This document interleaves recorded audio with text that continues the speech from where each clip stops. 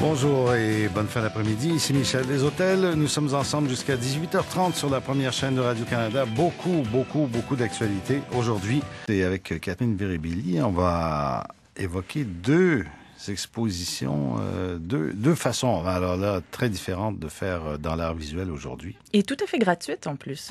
Donc, on déambule dans le quartier Myland et le quartier, le plateau en fait, et on découvre des univers bien particuliers. Donc, la Galerie d'art Gala, ça c'est sur Saint-Laurent. Oui. Jusqu'au 6 novembre, une exposition Entre réflexion et réfléchi. C'est le sculpteur et graphiste Michel Gauthier. Oui, et c'est une toute petite salle, donc ça se visite quand même assez rapidement.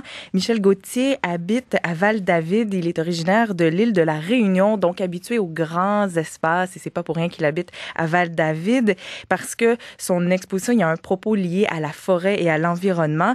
Il a recréé en fait une forêt dans la salle d'exposition. En fait, ce sont des totems avec une surimpression de photos, des photos qui ont été prises chez lui, des photos d'arbres et de branches. Et vous ajoutez à ça des miroirs, des faux miroirs parfois au sol ou devant l'objet en question. Et ça crée donc des jeux comme ça aussi de réflexion, de perspective. C'est quand même assez intéressant. Et comme je vous le disais, c'est toute une réflexion par rapport à la destruction et au sort qu'on réserve aux forêts. Il y a un moment, je me suis réveillé un matin en voyant une forêt blanche, une forêt de troncs blancs.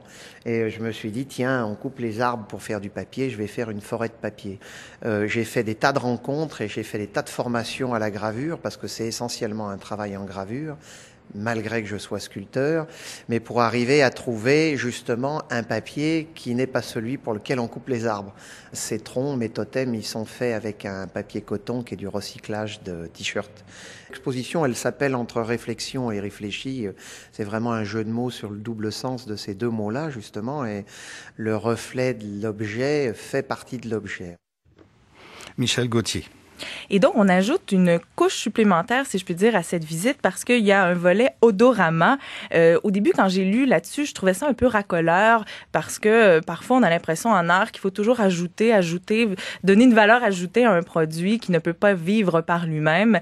Et en art visuel, on le voit parfois en théâtre, en danse, il faut ajouter des danseurs, je sais pas trop quoi. Donc, et là, je me disais, est-ce que c'est un peu cette démarche-là que veut faire Michel Gauthier? Pas du tout, parce que lui, il le fait depuis plusieurs années et il voulait donc ajouter une odeur particulière à l'exposition. Il faut dire qu'il connaît un monsieur qui s'appelle Michael Moissef. C'est un ami de longue date. Ça fait une vingtaine d'années. Ils se sont rencontrés justement à l'île de la Réunion. Ce Moissef, il est docteur en biotechnologie et on le dit sculpteur d'odeur. Il fabrique des odeurs et il le souligne, c'est important pour lui, il ne fabrique pas des parfums, c'est vraiment recréer une odeur qui existe ou qui nous est familière. Et en France, il est également metteur en scène d'événements odorants, c'est comme ça qu'il se présente.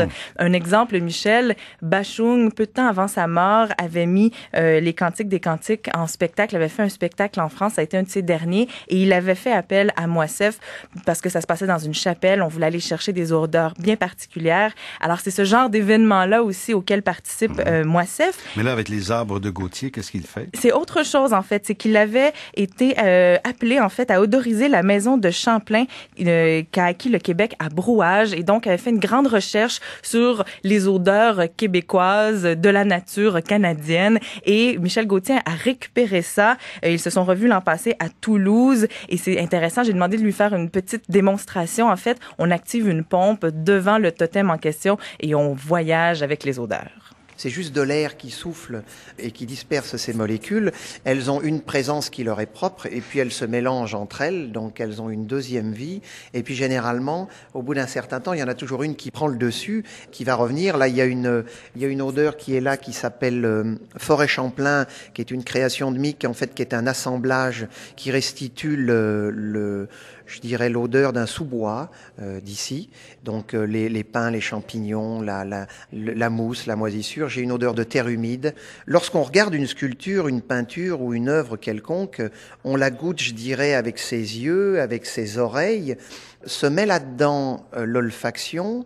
Vous la finissez avec votre imaginaire parce que chacun embarque. Tout le monde a fait cette expérience-là de rentrer quelque part en disant « Ah, ça sent comme chez grand-maman ». Donc, le cerveau associe une image et il n'y a pas deux personnes qui associent la même image. Sûr, mais arriver à recréer un sous-bois, par contre, c'est pas simple. Et franchement, Michel, les sceptiques seront confondus. Ah oui? Ah oui, il y a une odeur de feu, de fumée aussi, qui est tout à fait réussie. Donc, très intéressant. Ça ne sent pas la grand-mère, comme le disait Michel Gauthier, mais ça sent plutôt la bonne vieille forêt québécoise. Parce que le loup l'a déjà mangé.